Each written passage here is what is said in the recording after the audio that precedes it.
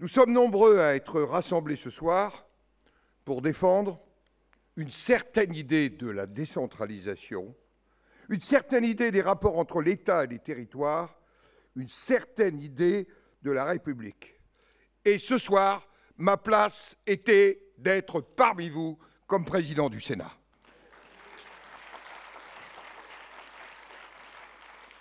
Oui, c'est un geste politique, cher Hervé Morin.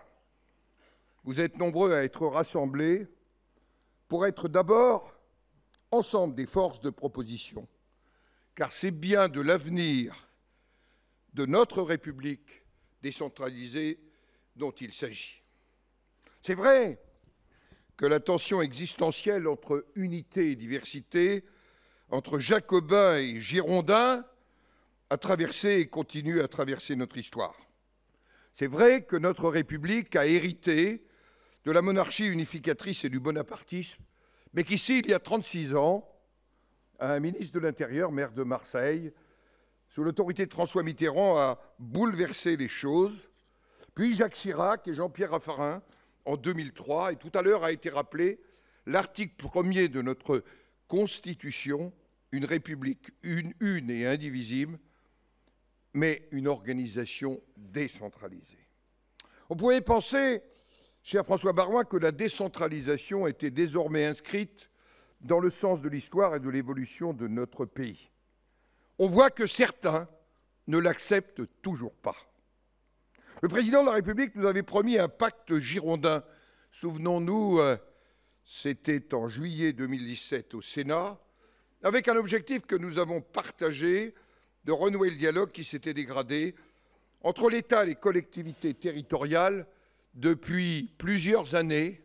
Après, il faut le dire, 7 années de bouleversements et de réformes incessantes, il fallait plutôt qu'on retrouve la voie de la confiance, de la stabilité et du pragmatisme. Comment ne pas accueillir alors positivement une volonté de dialogue et de concertation?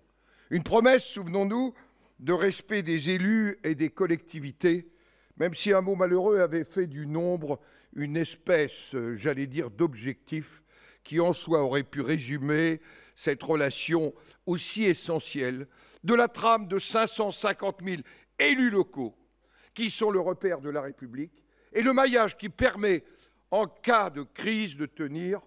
J'ai pour ma part un souvenir très précis, c'était en novembre 2015, après le drame du Bataclan. Autour de qui étaient nos concitoyens? Autour de leur maire, autour de leur mairie, parce que c'était devenu le point de repère et le point d'accroche, parce que chaque commune est une petite république dans la grande.